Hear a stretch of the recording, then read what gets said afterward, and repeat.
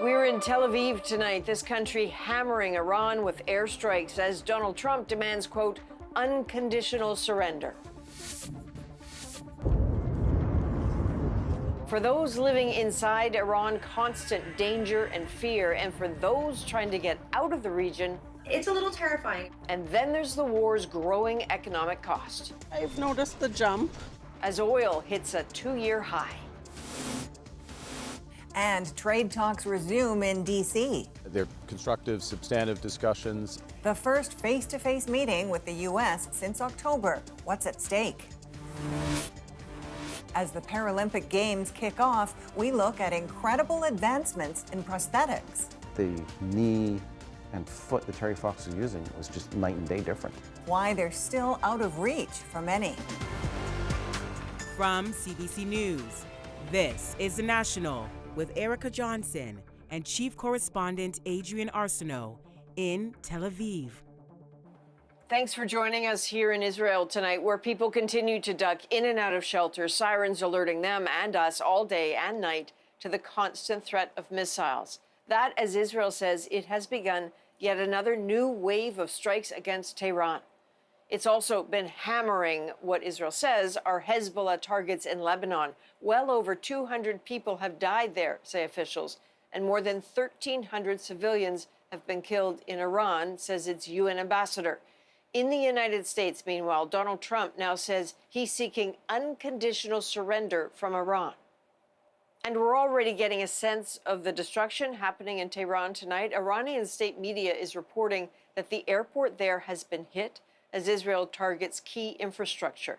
As you'll see, it is just the latest in a series of relentless strikes as we take a look now at day 7 of this war. A reporter for Iranian state television running in horror live on the air. Shouting, they're attacking again, they're attacking again. Just look at Tehran and you can understand the panic. Some Iranians describing this as the toughest 24 hours of the war. Israel releasing these images of what it says were 50 fighter jets bombing a vast underground bunker in Tehran, one that was intended for the late Supreme Leader Ayatollah Khamenei, but may still be used by senior leadership. A woman in Iran we aren't identifying for her safety sent us text messages, effectively saying the harder the bombing, the more frightening the regime forces become. They're getting a lot more aggressive, more savage, and have a lot of anger. I think they feel helpless, but they show themselves to be strong because they're very, very arrogant. And determined. That's Iranian state media showing what it says were missiles launched towards Kuwait. And this, fire seen in the direction of a Kuwaiti airbase hosting American and British forces. An oil facility in Basra, Iraq also went up in flames after a drone strike. Gulf states that either host American forces or have a hint of connection to the U.S. are increasingly Iran's targets, possibly to make them feel enough fear or economic pain to get them to rethink those alliances. The deputy foreign minister for Iran effectively confirming that's the plan. We have no option just to put an end to the presence of United States in the surrounding area of Iran. The United Arab Emirates has been counting the missiles and drones fired its way, sees the missiles dropping off, maybe, analysts say, because the launchers are being destroyed. But the rate of drones is holding steady. When you start to look at the actual defense analyst Kelly Grayco spots strategy in that. They're sending enough so that they're menacing and they're threatening, but that they're going to be able to sustain those kinds of numbers over time as part of an attrition strategy. There's so many fronts, so many strategies in this expanding war. Israel unleashing a massive bombardment in a suburb of Beirut. And in the country's south, places Israel considers Hezbollah strongholds. More than 100,000 Lebanese now displaced. Many not sure who to be afraid of more, Hezbollah or Israel's military. University student Sarah Musali saying you can be with neither this side nor that side. Both of them are more oppressive. Almost a week in, and already there are patterns that repeat. Civilians stuck in the middle in Iran, the Gulf, Lebanon, and Israel. all spending their days and nights feeling hunted. As the war expands, the U.S. president is calling for nothing short of Iran's unconditional surrender. Paul Hunter is in Washington with what the latest Trump threat could mean. With word from the Pentagon that its war on Iran is just getting started, it was missile after missile fired into that country again. From the U.S. president, this assessment so far. We're doing very well. Somebody said, how would you score it from 0 to 10? I said I'd give it a 12 to a 15. Adding a bit later, right now we're a country that's more respected than we've ever been respected before. Earlier, Donald Trump delivering a blunt message on social media. There will be no deal with Iran except unconditional surrender, he wrote, adding, after the selection of a great and acceptable leader, Iran will have a great future. Make Iran great again. On the term unconditional surrender, said his press secretary, what the president means is that when he, as commander-in-chief of the U.S. Armed Forces, determines that Iran no longer poses a threat to the United States of America and the goals of Operation Epic Fury has been fully realized, then Iran will essentially be in a place of unconditional surrender, whether they say it themselves or not. And on whether U.S. forces in the region may be at heightened risk over reports that Russia is passing on intel that could help Iran's military, said Pentagon Chief Pete Hegseth to the CBS program 60 Minutes. We have the best intelligence in the world. We're aware of who's talking to who, why they're talking to him, how accurate that information might be, how we factor that into our battle plans. All of this as the White House dropped another wartime video on social media. This one depicting Major League ball players smacking home runs, including one against the Blue Jays, intercut with missile strikes. Oh, shit. Here we go again. And this one, sampling the video game Grand Theft Auto and more missile strikes. The president also saying in an interview, Adrian, he now considers Iran, in his words, to be neutered. Okay, so a pretty busy day for Donald Trump, including a meeting, of course, with defense contractors. Yeah, in view of what's happening in Iran, the U.S. has been pushing some of its biggest military contractors to step up production of weapons systems. So big meeting on that today in the White House. Trump saying afterward, it was a very good meeting. And he says for what's known as exquisite class weaponry, the contractors have agreed to quadruple production and rapidly. Adrian. All right, thank you. That is Paul Hunter in Washington tonight. The Canadian government is organizing flights and buses for hundreds of stuck Canadians in the Middle East. The first chartered flight departs tomorrow, but as Olivia Stefanovic shows us, some say this help needed to come much earlier.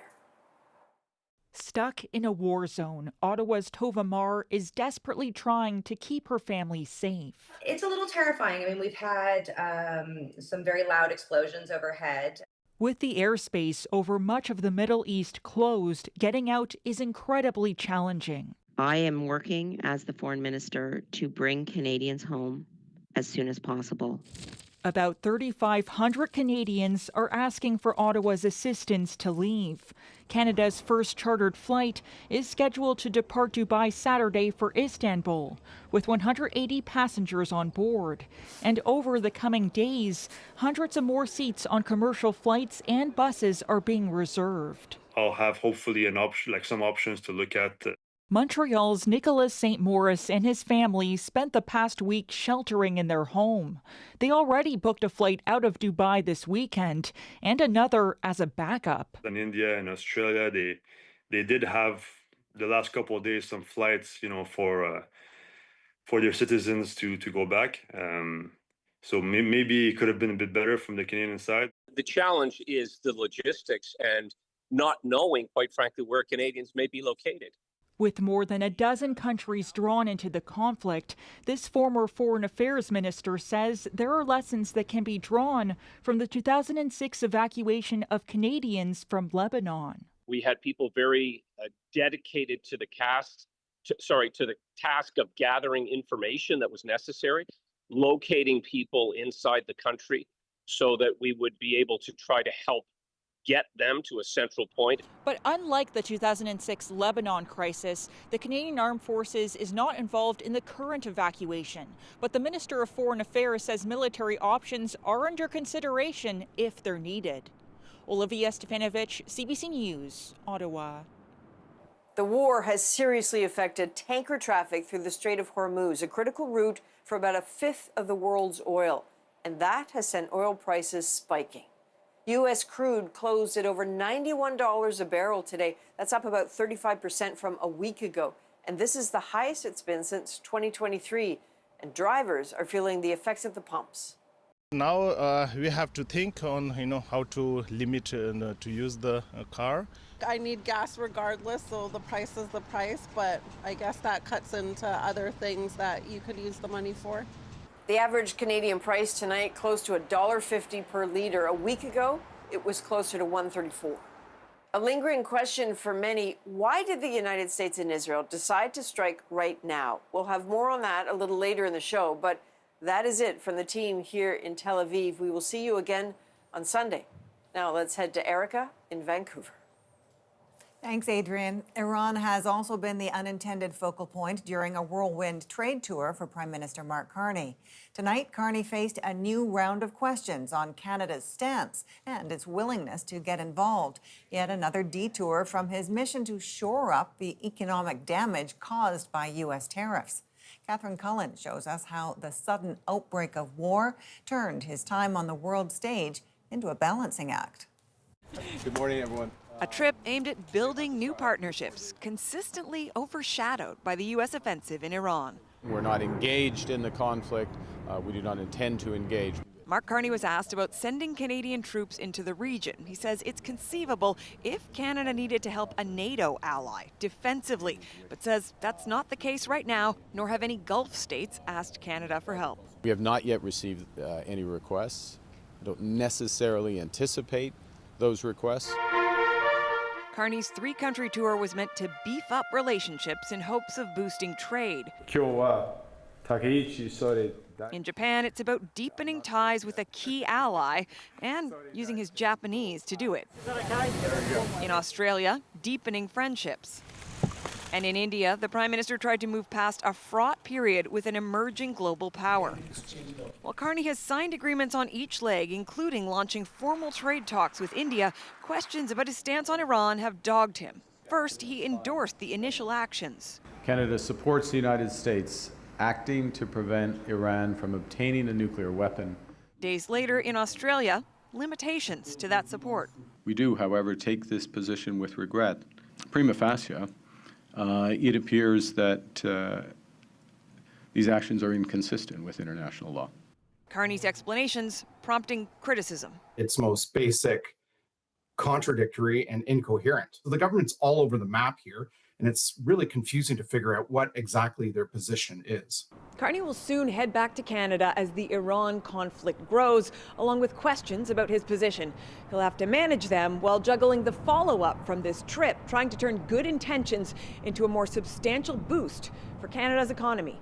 Catherine Cullen, CBC News, Tokyo. The Prime Minister was also asked whether he thought disgraced former Prince Andrew Mountbatten-Windsor should be removed from the royal line of succession to the throne.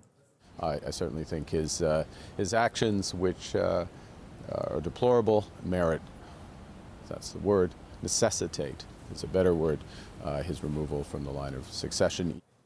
Carney says that even though Mountbatten-Windsor is well down the line, the point of principle stands. Face-to-face trade negotiations between Canada and the U.S. have now resumed. Dominic LeBlanc is meeting with his American counterpart in Washington, the first time in months. And as Kate McKenna shows us, there have been some changes. What did you talk about? What do you hope to accomplish from these talks? Minister, anything to say at all? Leaving a high-stakes Washington meeting, ending a months-long trade impasse, Dominic LeBlanc didn't have much to say. The U.S.-Canada trade minister met with his American counterpart, top Trump official Jamieson Greer, marking the first face-to-face meeting since Donald Trump called off trade talks last fall, angry apparently over an Ontario anti-tariff ad. They're constructive, substantive discussions. The Prime Minister says behind the scenes some discussion has continued. Beneath the surface, over the course of the last 12 months, there's been an exchange on a number of issues, so-called trade irritants. In a statement issued afterwards, LeBlanc's office says they agreed to continue to work together, and they will speak again in the coming days. The two sides back at the table at a critical time. The North American Free Trade Agreement, CUSMA, is set to be formally reviewed this summer. Well, I think it's good that there's a conversation ongoing. This former Trump trade advisor says Canada seems to be falling behind Mexico when it comes to making deals. I think the discussions with Mexico are much deeper, much more frequent. The fact that there hasn't been a real engagement at that level for quite some time, it makes this a significant event, demonstrates that there hasn't been the kind of dialogue really to move the relationship forward. The U.S. has already launched a set of talks with Mexico alone, but Carney says it makes sense to deal directly with one country in some negotiations. We understand an element of that because the list of and the nature of the trade issues, so-called trade irritants, as it would be described by the United States, is quite different between Canada and Mexico. But Mexico and Canada have taken different approaches to dealing with the Trump administration. Mexico has adopted a quieter posture, while Carney's speech in Davos calling for middle powers to band together became front-page news around the world. Whether that has long-term effects on trade talks remains to be seen. And Kate, there are also some new faces in the negotiations. Yes, Mark Wiseman was recently appointed ambassador to the U.S., and Janice Charette is Canada's new chief trade negotiator. Both were at the meeting with the United States trade representative, and both are expected to play a big role in this pivotal time. Okay, thanks for this. The CBC's Kate McKenna in Washington tonight.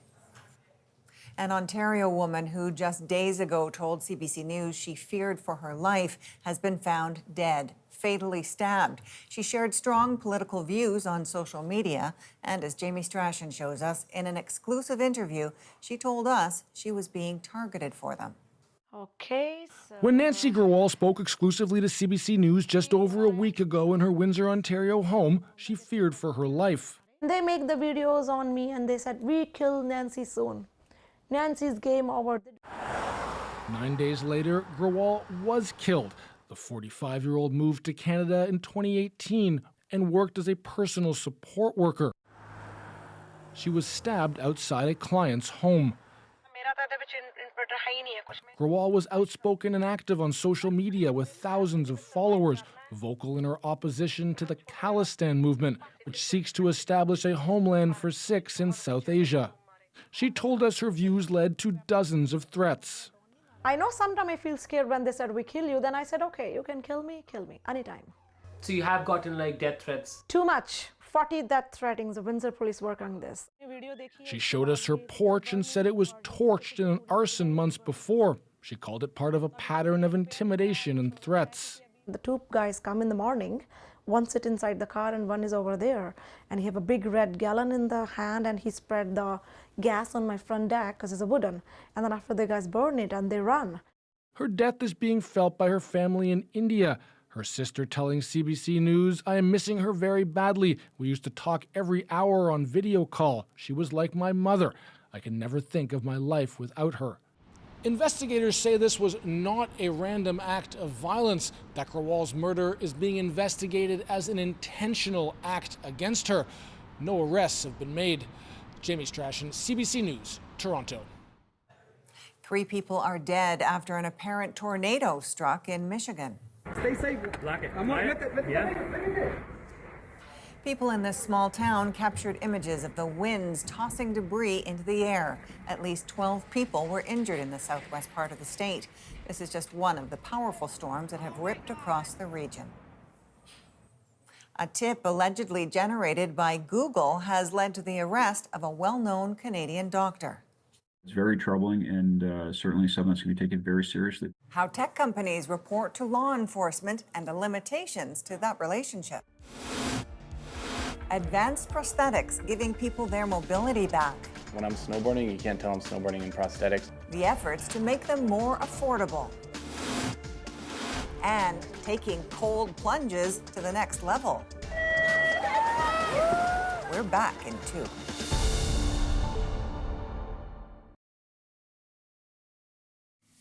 I was born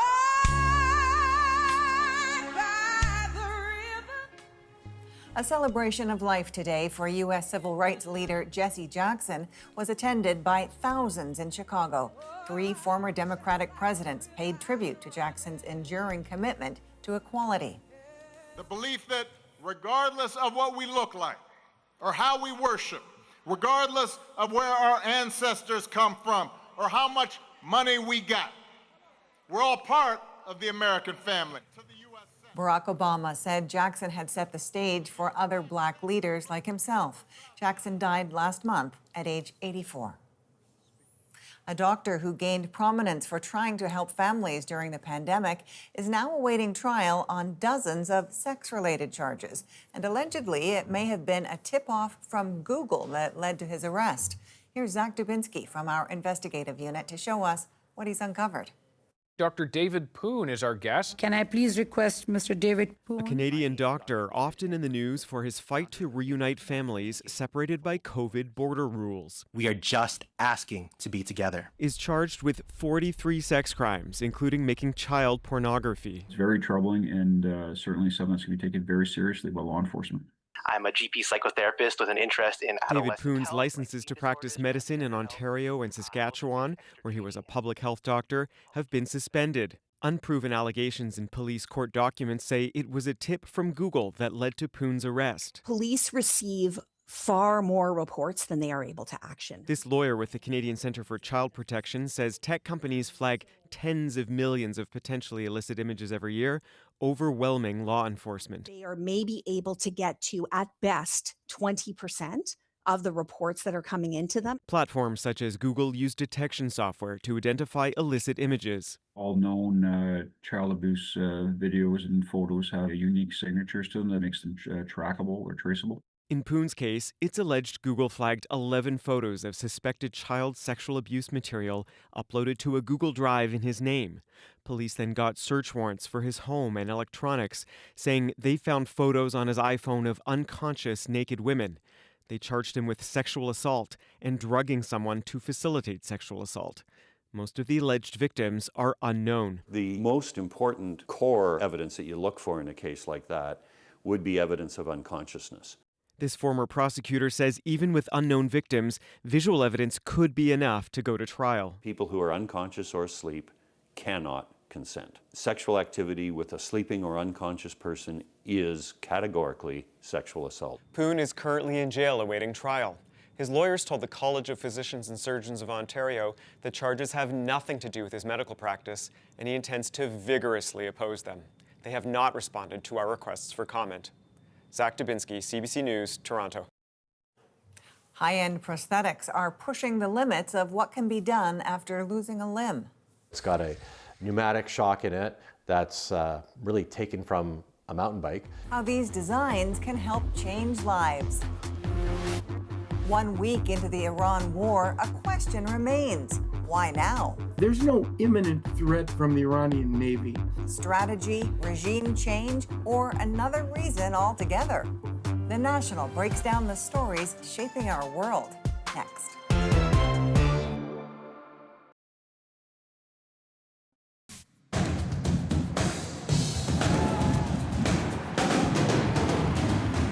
The Milano-Cortina 2026 Winter Paralympic Games are officially underway, but the opening ceremony in Verona, Italy was not without controversy.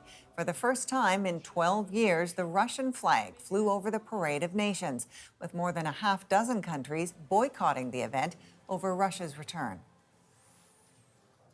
For decades, Paralympians have been landing on the podium with help from advances in prosthetics, including lighter, more flexible materials. Similar technology is available to many people living with disabilities, but as Jennifer LaGrassa tells us, high costs can put it out of reach.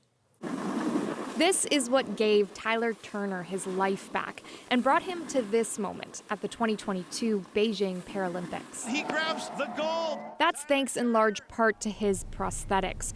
Turner became a double leg amputee about 7 years ago after a skydiving accident. His love of sports kept him moving forward. Really what it comes down to is find joy again, to smile. And that wouldn't be possible without his prosthetics. You can't tell I'm walking in prosthetics. When I'm snowboarding, you can't tell I'm snowboarding in prosthetics because the feet are that advanced.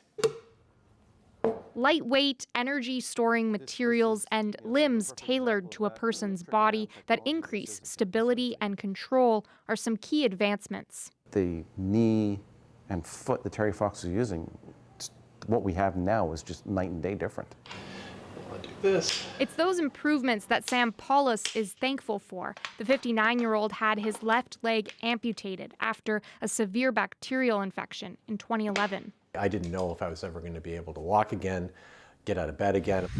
But these days, he's doing a lot more than that, spending nearly every weekend in the winter skiing using a special prosthetic. It's got a pneumatic shock in it that's really taken from a mountain bike, and you're compressing the air in the shock, and that gives you rebound, and it's letting you really ski like you've got a normal leg. It cost about $12,000. Across Canada, prosthetic coverage varies. In most cases, funding isn't available for sporting limbs, which means newer models are out of reach for many. But this Toronto rehab hospital is looking at ways to improve access with new technology that could lower costs. Using things like 3D scanning, 3D designing, and 3D printing to make the devices, higher performing, stronger, lighter. And test the limits of what's possible at future Paralympic Games. Jennifer LaGrassa, CBC News, Windsor, Ontario. Now it's time to dig deeper into the big story shaping our world, war in the Middle East. Deadly attacks on Iran by the U.S. and Israel, raising questions about the timing of the strikes. When we are finished, take over your government. It will be yours to take. Not a so-called regime change war. We knew that there was going to be an Israeli action. We knew that that would precipitate an attack against American forces. A muddled message from a White House administration seemingly grasping to explain the why. This happened because Israel wanted it to happen. Andrew Chang, host of About That, breaks down possible motivations behind the attack and the criticism the White House faces, even among some MAGA Republicans. When the U.S. Secretary of War gives his daily briefing and begins to describe how combat operations are going against Iran, he overwhelmingly focuses on the what. I stand before you today with one unmistakable message about Operation Epic Fury. America is winning, decisively, devastatingly, and without mercy. What Pete Hegseth spends far less time on, though, is the why. At Wednesday's briefing, there was one very specific question he was asked about this, and I'll just play you the whole thing. Thank you for taking my question. Heather Mullins, Lindell TV. One of the questions I have is just really regarding the intelligence that indicated that this was something the U.S. had to get involved with at the time that you guys did. We had Operation Midnight Hammer back in June. We obliterated their nuclear facilities. What was the intelligence that suggested that somehow they became a threat once again that required us to get involved with Operation Epic Fury? I appreciate the question. Now, in a moment, I'll play you his answer. But the thing to understand about the question is what it's driving at, which is a divide that splinters even Republicans. I mean, I don't know about you, but I have found the explanations lacking. This happened because Israel wanted it to happen. This is Israel's war. Republican Rep. Thomas Massey calls the U.S. strikes acts of war unauthorized by Congress, and Republican Senator Rand Paul said on X, "I must oppose another presidential war." What's the imminent threat from the Iranian regime? Iran's retaliation has put Americans in the Middle East in danger. 6 members of the U.S. military have been killed as of the moment I record this. So the why question is important. And as I'll try to show you, the U.S. government has provided no single convincing answer.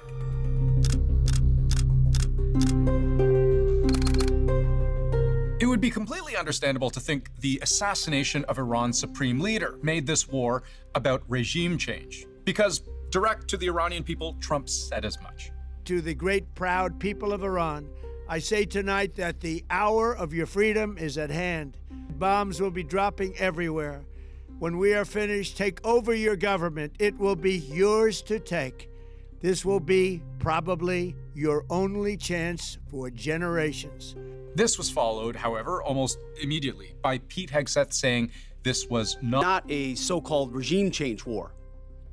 But the regime sure did change. So was regime change the reason for war? Unclear. There was also that period of protest and uprising in Iran, followed by a brutal crackdown. These are the most widespread protests Iran has seen in years, driven by anger toward the regime and worsening economic conditions. Trump's rationale in arming for war back then, in January, was a question of human rights. I tell the Iranian leaders, you better not start shooting because we'll start shooting too. Airstrikes would be one of the many, many options that are on the table for the commander-in-chief. Started off focused on Iranian massive human rights violations at home, killing thousands upon thousands of protesters. And President Trump saying help is on the way. That help didn't seem to be on the way. But then there's yet another stated reason for war on Iran. Remember the summer of 2025, Operation Midnight Hammer. In a major development involving the U.S., Donald Trump says the U.S. has carried out a successful attack on 3 nuclear sites in Iran. Iran's key nuclear enrichment facilities have been completely and totally obliterated. Obliterated. But then, 8 months later, here we are, Operation Epic Fury, and now the obliterated nuclear threat is apparently back. So here's that question again that I played for you at the start. What was the intelligence that suggested that somehow they became a threat once again that required us to get involved with Operation Epic Fury? I appreciate the question. The evidence in front of us since the 12-day war was that Iran had no intention of actually negotiating a nuclear deal that truly meant they did not have a pathway to the nuclear bomb. And they had a moment. Jared Kushner and Steve Witkoff, two of the best negotiators in the world, poured into that negotiation, giving them every single possible opportunity to release that ambition, and they didn't. Which, of course, only half-heartedly answers the why now question, because Iran has spent literally decades refusing to release their nuclear ambitions. And so we've come full circle around the rift among Republicans trying to decipher the reason for going to war. So is this about bombing them out of their ambition? Is that why 4 service members are dead and their families are grieving them today because Iran had ambitions? That can't be it. And the Trump administration presumably knows that can't be it. A series of Reuters reports suggest claims of an imminent ballistic missile threat from Iran that could target the United States were exaggerated, and that it wasn't Iran itself that forced the U.S.'s hand. There's no imminent threat from Iranian ballistic missiles. Well, there's no doubt in a decade and a half, they may have such a missile. They don't have one now. So what then explains the why and the why now of war against Iran?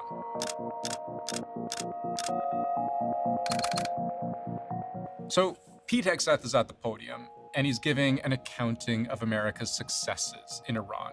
And then he says, also, yesterday, the leader of the unit who attempted to assassinate President Trump has been hunted down and killed. Which does feel like important information, but he goes on. Iran tried to kill President Trump, and President Trump got the last laugh. Now, this is a little different, because the question I had at this point was, is this personal turned policy? Because it made me remember something Donald Trump had said to ABC News just a few days before. I got him before he got me. They tried twice, well, I got him first. So he was referring to 2 things there. The him in I got him is Iran's Ayatollah, Ali Khamenei, the supreme leader whom U.S. intelligence and Israeli fighter jets assassinated over the weekend as part of its current war on Iran. They tried twice is a reference to a pair of Iranian plots believed to have targeted Trump in 2024 while he was running for president. He survived those plots, obviously. To my knowledge, though, this is the first and then the second time anyone in Trump's orbit has acknowledged a possible personal dimension to the attack on Iran. Revenge. For Iran plotting revenge on Trump, who during his first term as president oversaw the assassination of an Iranian general, Qasem Soleimani. General Soleimani, who was the father of the roadside bomb, very proudly he thought, but I terminated him in my first term. So was this personal, or if not, did it at least in some way color Trump's thinking?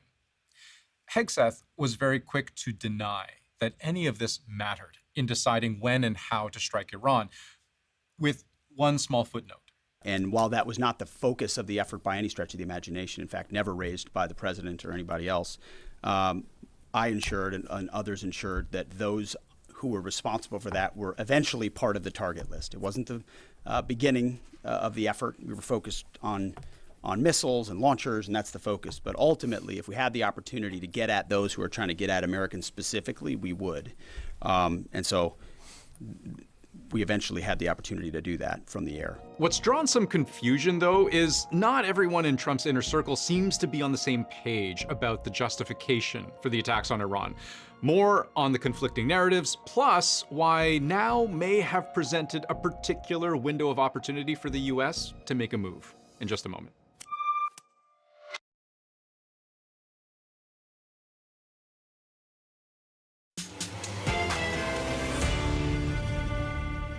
Questions abound over the timing of U.S. and Israeli attacks on Iran. I don't understand what the confusion is. Let me explain it to you, and I'll do it once again as clearly as possible. A White House administration struggling to explain its reasoning for war. They were going to attack. If we didn't do it, they were going to attack first. Andrew Chang now with more on the conflicting White House narrative surrounding the timing for the sudden military action.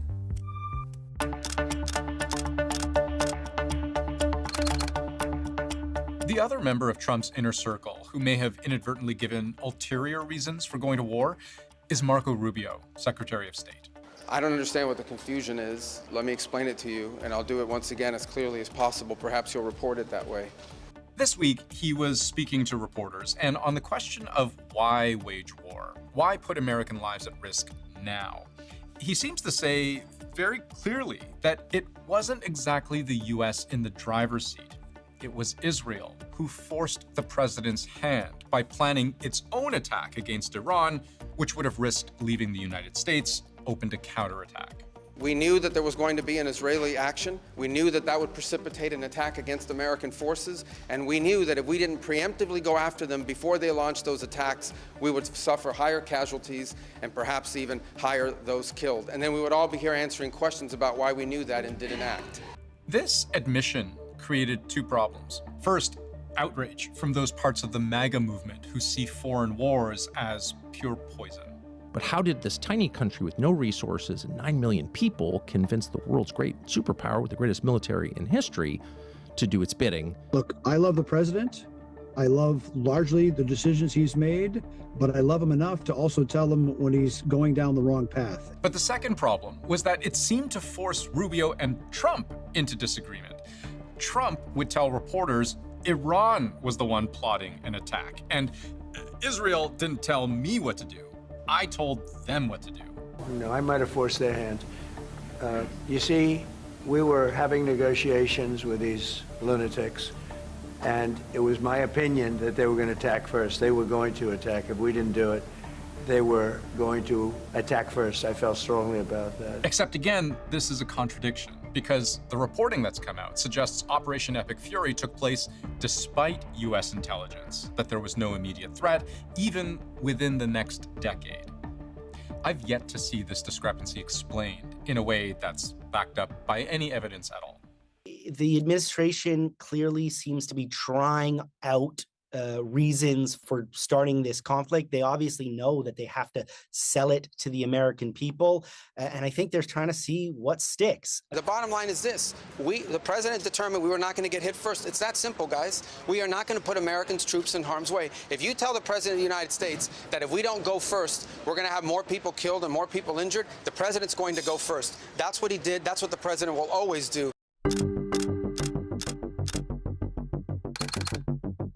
I get it. The press only wants to make the president look bad, but try for once to report the reality.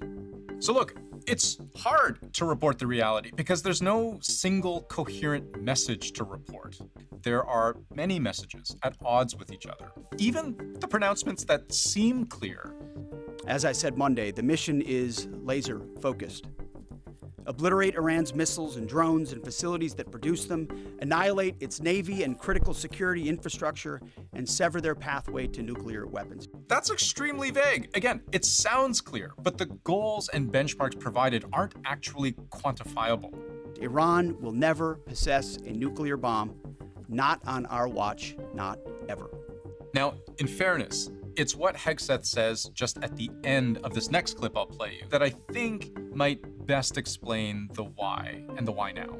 Unlike the past, where vague red lines and endless negotiations let Iran fund terror and inch ever so slightly toward a bomb, this president sees the threat plainly and acts decisively. No more half measures, especially when Iran is at its weakest.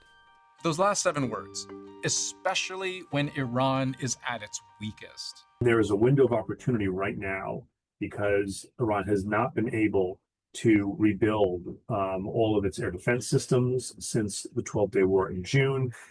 If we were going to have to deal with Iran, better to do it now when they're on their back heel than try and deal with it later. Economically, Iran's a mess. Inflation's hovered at 40%, the value of its currency plunging. Like, if you try to Google the conversion rate from Iranian rial to USD, you literally get 1 rial equals 0 American dollars because the decimal is too small for Google to bother expressing it. The country's biggest commodities, oil and gas, are restricted on world markets, sanctioned by the US. From a defense standpoint, think about how the ground has fallen out from under Iran in the wake of Israel's multi-year war in Gaza, because that wasn't simply a war on Hamas. It was also a war on Hezbollah in Lebanon and on Houthis in Yemen, all critical proxies through which Iran has historically projected power. And so imagine you're the Trump administration in 2026. You see in Iran a regime that is brutally dictatorial, working towards a nuclear bomb, posing an active and ongoing threat to allies in the Middle East, run by a regime who came to power chanting death to America. And through a years-long campaign, they are today, in many ways, on their knees. I would separate the what from the when a little bit. The what is they've been killing Americans for 47 years. They have thousands of missiles pointed at us. They have ongoing nuclear ambitions, and they're at the weakest they've ever been. So the calculation with this justification is simply that America is going to war because there's never been a better time than now to go to war. I'll let you decide which explanation makes the most sense. But what I think is probably true is what I said at the start, that there is no single convincing reason that explains all of what we've seen. It is a very complex web of reasons, some pragmatic, some political, but some, maybe, very personal for the president. Another sign of inconsistencies. Just today, Trump has said he wants to be involved in picking Iran's next leader. Then hours later said he doesn't care who it is as long as they are pro-America. Coming up, ice swimmers from across the world face off. Anything below 0 is extreme swimming, and that's in the extreme sport area. Their chilling race next in our moment.